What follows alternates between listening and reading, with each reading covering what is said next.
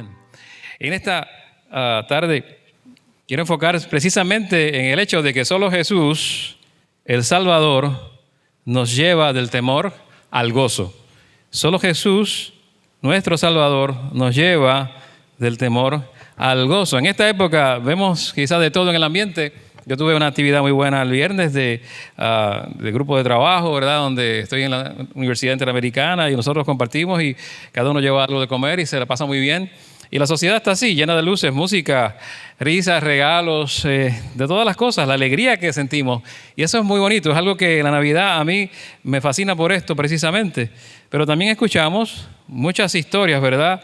Y cuentos relacionados con la época en este tiempo. El mundo ha creado muchas historias, cuentos que permiten que de cierta manera exista un ambiente festivo. Cuando usted ve las historias y lee, o las películas que se han generado en esta época, muchas de ellas son comedias, muchas de ellas como algunas series que usted ve, o películas como Elmo salvando la Navidad, o el Grinch que se iba a robar la Navidad y no se la robó finalmente, y todas estas cosas que atesoramos y vemos, que la cultura nos da, pues en cierta manera trae algún tipo de gozo o refleja gozo. Y todas estas historias son intentos de nuestro mundo de suplir quizás la falta de color, quizás la falta de esa alegría que debe haber. Y en esta época del año, si no la entendemos bien y no la recibimos como historia verdadera del nacimiento de Jesús, entonces es diferente la sensación. La alegría quizás sea pasajera, durante la época limitada, no completa.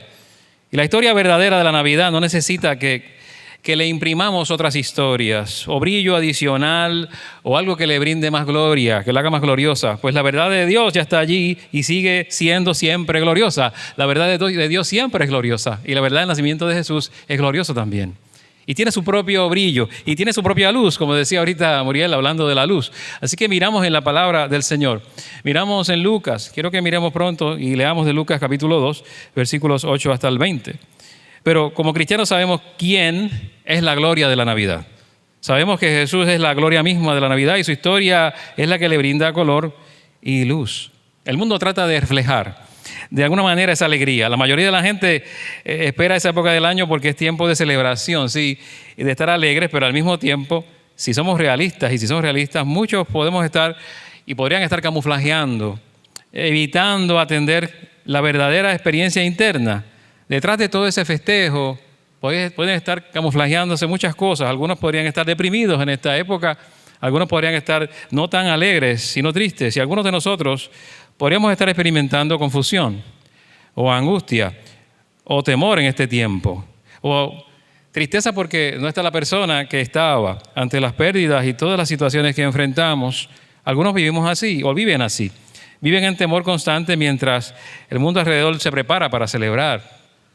Entonces, quizás tenemos que mirar qué tememos o a qué le tememos en esta época. Quizás temes por tu situación económica o la situación del país, la económica del país. Quizás temes por tu salud o la salud de alguien cercano a ti. O quizás temes por la inseguridad a tu alrededor, la violencia que nos rodea. O quizás temes por tu relación actual con tu cónyuge o con tus hijos o con alguien significativo. O temes fracasar de nuevo el próximo año, como ha pasado este año, en alguna manera. O temes quedarte solo o sola. O temes no poder abandonar algún mal hábito que te continúa esclavizando. Muchos temores que la gente puede tener, muchas situaciones.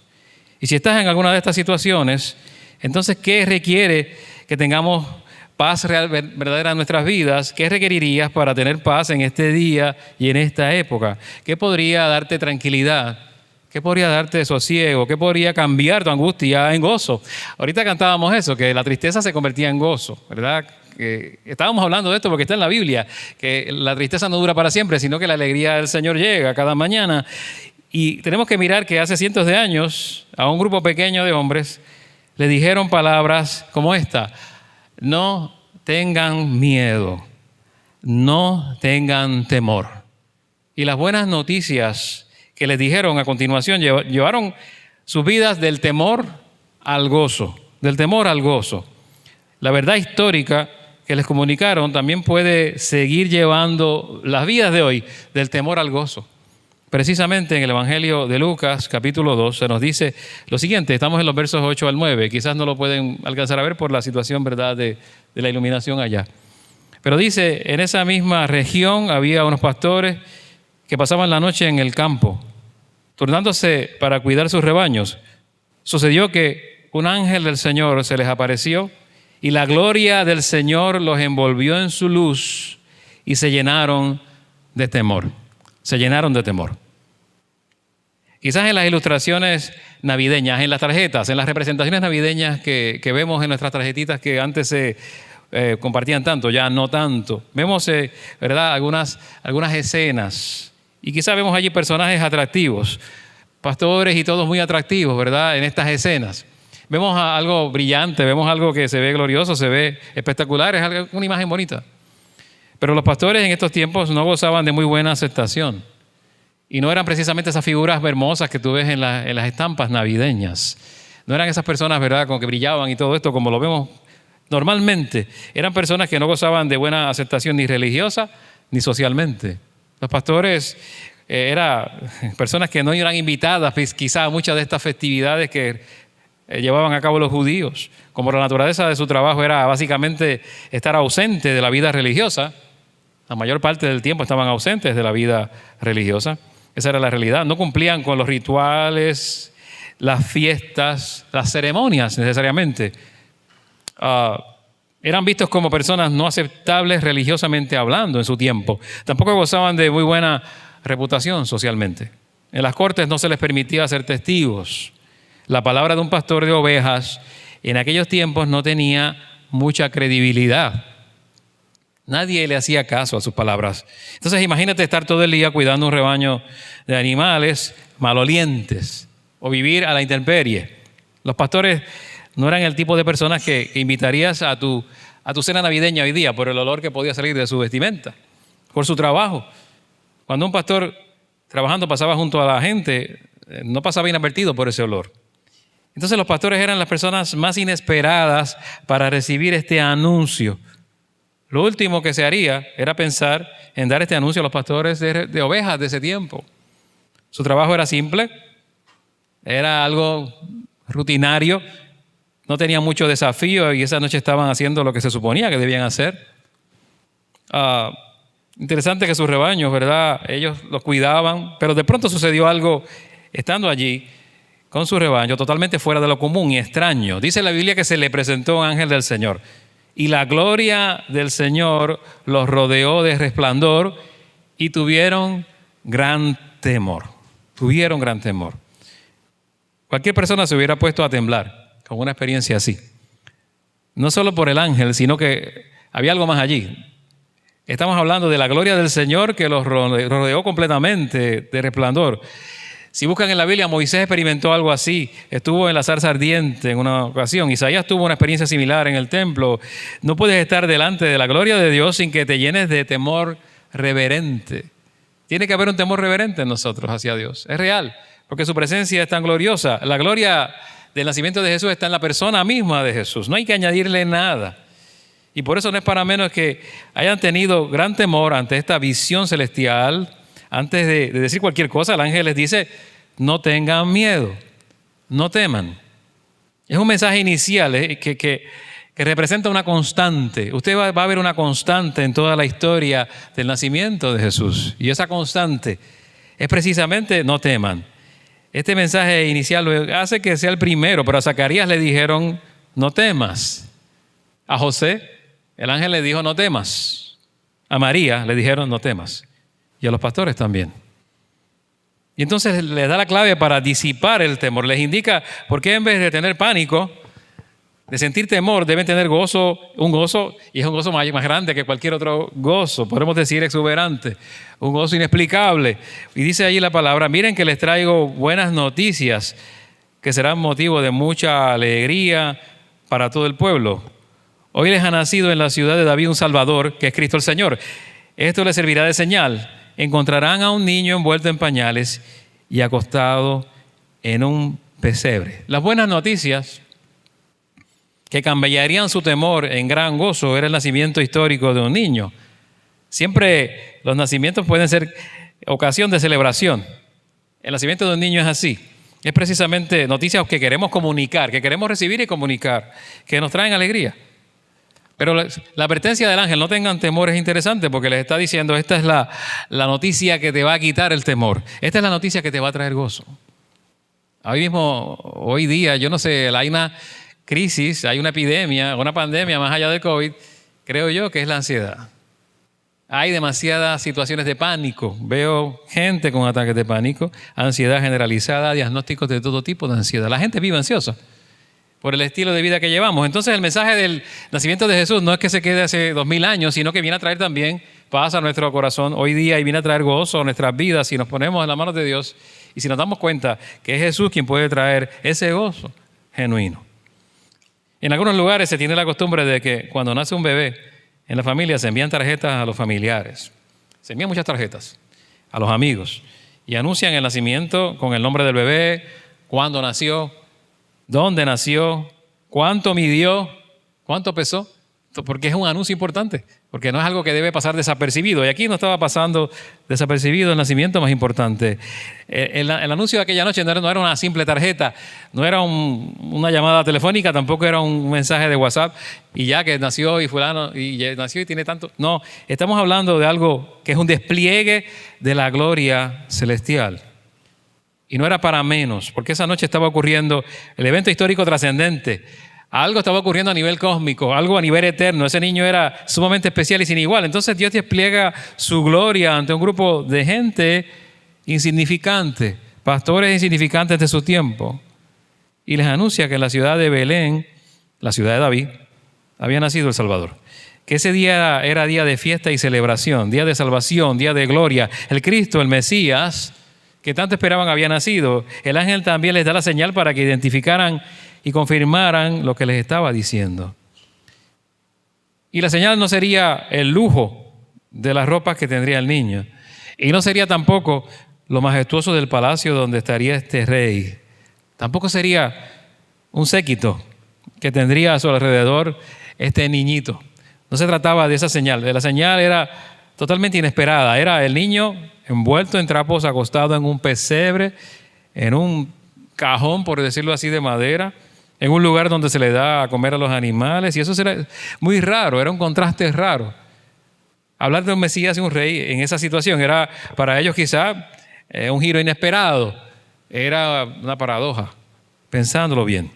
Pero cuando miras Mateo 1:23, se resume así: la Virgen concebirá y dará a luz un hijo y lo llamarán Emmanuel, que significa Dios con nosotros. Y este era un nacimiento sin igual por esa razón. En su anuncio se indica que el niño nació en la ciudad de David, que era la pequeña Belén, que se describe la naturaleza allí de su misión. Él es el Salvador, nació como Salvador, pero ¿quién necesita un Salvador? ¿Quién necesita? Podemos pensar en los pastores. Bueno, ellos necesitaban un Salvador. ¿Quiénes realmente? ¿Eran ellos porque eran humildes o eran ellos porque eran despreciados por la sociedad? ¿O eran ignorados en muchas veces? ¿O se trata más bien de todo aquel que, si alguien no hace algo por él, está yendo a la catástrofe total? Los que necesitan un Salvador son los que van camino a la catástrofe total, sin ese Salvador. Todo aquel para quien parece no haber un mañana, todo aquel que está absolutamente inhabilitado para salir por sí mismo de su situación. Ese es el que necesita un Salvador. Está inhabilitado para hacerlo. El problema más grande del ser humano que nos lleva a ese punto que acabo de describir es el pecado, y por eso todos necesitamos a este Salvador. Es decir, personas como yo que no tienen oportunidad sin un Salvador. Personas como tú que tampoco la tienen a menos que cuenten con un Salvador. Y si nos miramos de manera realista, esa es la verdad. Lo más que necesitamos como humanidad nos fue dado en la forma de un pequeño recién nacido. Y puede haber alegría y gozo en vez de temor, porque nos ha nacido ese Salvador que necesitamos desesperadamente, que tú y yo necesitamos desesperadamente. El Salvador de Cristo, el Mesías, el ungido, ese niño, el Señor, su nombre es Jesús, que significa precisamente Salvador. Viene a salvarnos de la exclusión de esa gloria. Esa gloria que se estaba manifestando, estábamos excluidos de ella. Estábamos totalmente excluidos. No había manera que pudiésemos ni experimentarla ni llegar allí. Nos salva de la condenación eterna. de la ira venidera. Nos salva de todo esto. Jesús es buena noticia para los que necesitamos un Salvador, porque Jesús vino a buscar y a salvar lo que se había perdido. Y esos somos nosotros. Ese soy yo. Y ese eres tú. El anuncio a los pastores es a simple vista inesperado para nosotros. Y ese impacto puede causar en nosotros este relato bíblico, pero cuando analizamos el evento bien cuidadosamente a la luz del Antiguo Testamento, podemos ver que aunque indignos de tal mensaje, aquellos pastores eran al mismo tiempo los más indicados para recibirlo, porque estaban perdidos precisamente, porque eran indignos precisamente. Entonces no era porque eran dignos de recibirlo, sino porque la naturaleza de la misión del niño que les era anunciado era importante para ellos. El niño que nació era básicamente uno de ellos. Era un pastor que había nacido, era el pastor deseado, era el pastor profetizado y esperado por generaciones. Tenemos que recordar que el niño era el hijo de David, es decir, era descendiente de David y había nacido al igual que David en aquella insignificante pero relevante Belén de Judea. Es lo que nos dice la Biblia. Y el Salmo 78 recoge en dos versos o tres, del 70 al 72. Escogió a su siervo David, al que sacó del aprisco de las ovejas y lo quitó de andar arreando los rebaños para que fuera el pastor de Jacob, su pueblo, Israel. El pastor de Israel, su herencia. Y David los pastoreó con corazón sincero, con mano experta, los dirigió. Así que David, dice la Biblia en el Antiguo Testamento, cuando mira el Salmo, David fue elegido de entre los pastores de ovejas para ser el pastor de Israel. Y también Jesús, el hijo de David, es anunciado a los pastores porque sería el buen pastor, el pastor de pastores del pueblo de Dios. Y esta es la esperanza reflejada en la época de los profetas del Antiguo Testamento. Llega el anuncio a los pastores porque había nacido el pastor de los pastores, el que iba a cuidar el rebaño grande, que era Israel, era su pueblo. El profeta dice, así dice el Señor omnipotente, yo mismo me encargaré de buscar y de cuidar a mi rebaño. Yo mismo apacentaré a mi rebaño y lo llevaré a descansar. Lo afirma el Señor omnipotente. Buscaré las ovejas perdidas, recogeré a los extraviados, vendaré a las que están heridas y fortaleceré a los débiles. Yo las pastorearé con justicia. Entonces la esperanza del pueblo era que vendría un pastor que sería el que guiaría al pueblo de Dios hacia su libertad. Y esa noche los indignos, los insignificantes, los pastores de Belén recibieron el anuncio de la gloriosa venida del pastor deseado, profetizado y esperado. Y entonces Dios entregó este anuncio de la manera mayor, con la mayor gloria, o que traería mayor gloria a su nombre, siguiendo esa pauta.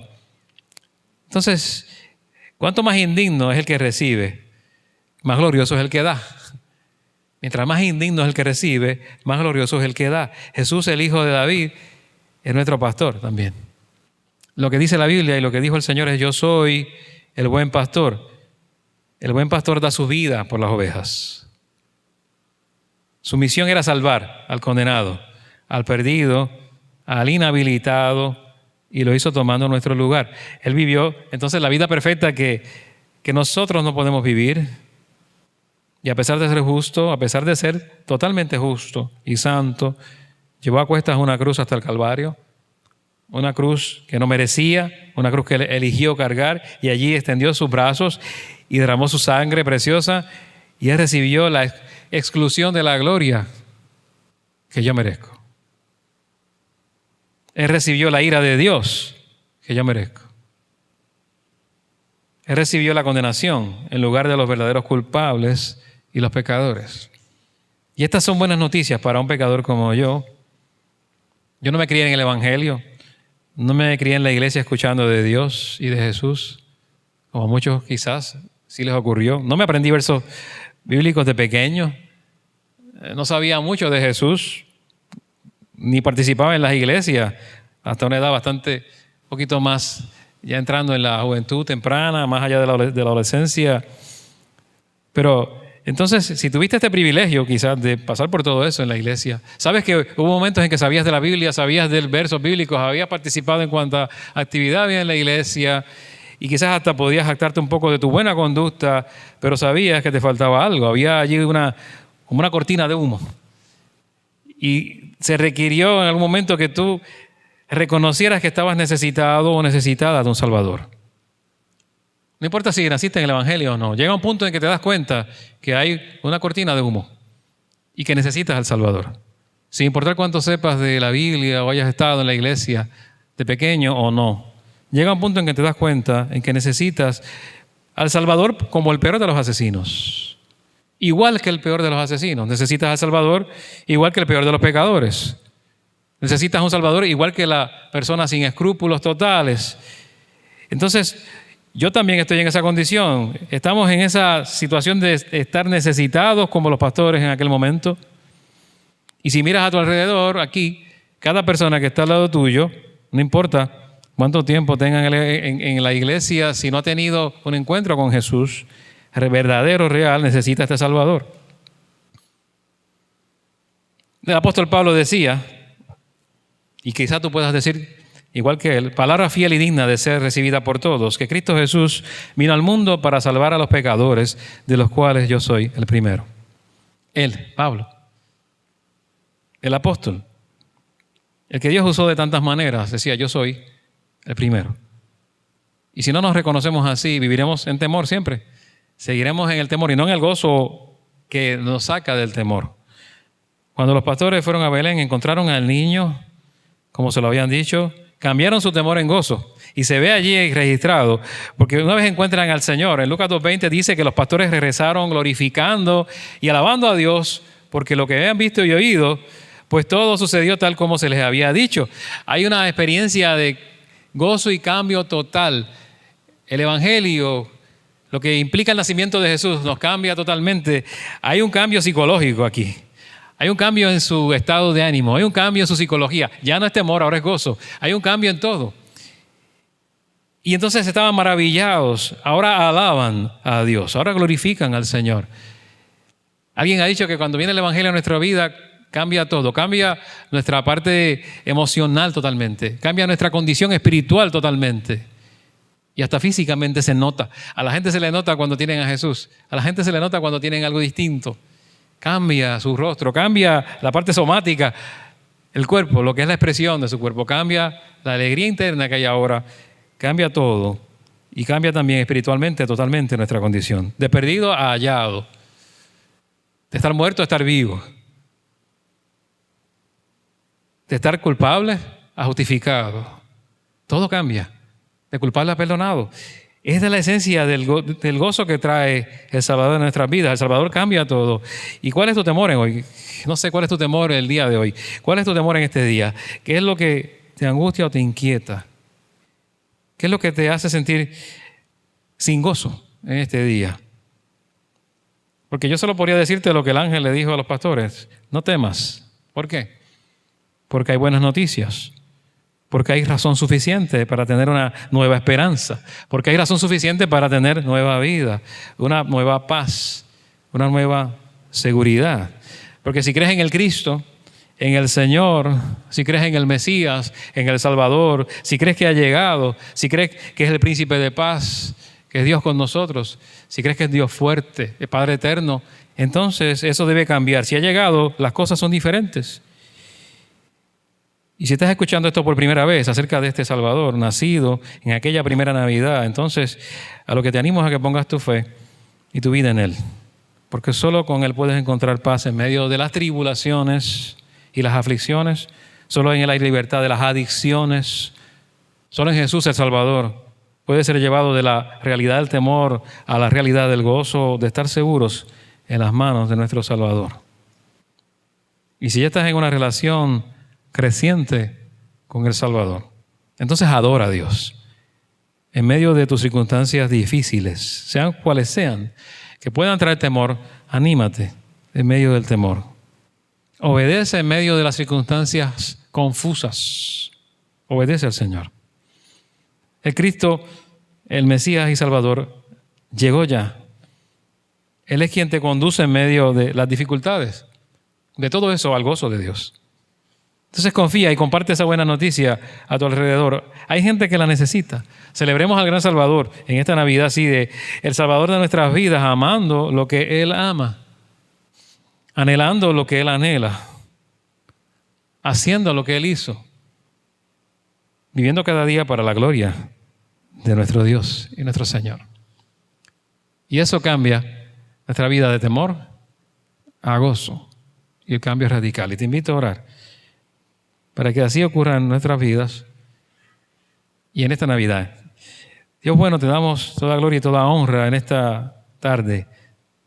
Te damos gracias, Señor, por la certeza que tenemos de un Salvador que nos ama, que vino a rescatarnos, que vino a libertarnos, que vino porque estábamos necesitados, que no lo recibimos porque lo mereciéramos o por ser dignos, sino por todo lo contrario, que viene a cambiar nuestra realidad completa, que viene a cambiar nuestra situación y condición espiritual, de pecador condenado a alguien salvado por la gracia, por tu gracia, que viene a cambiar nuestra vida también psicológicamente, en nuestra realidad interna, de temor a gozo, que viene a cambiar todo en nosotros y aún así también nos puede sanar.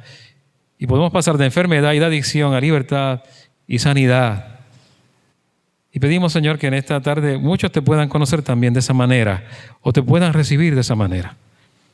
Que nuestras vidas también sean un canal de bendición para que otros puedan recibirte de esa manera.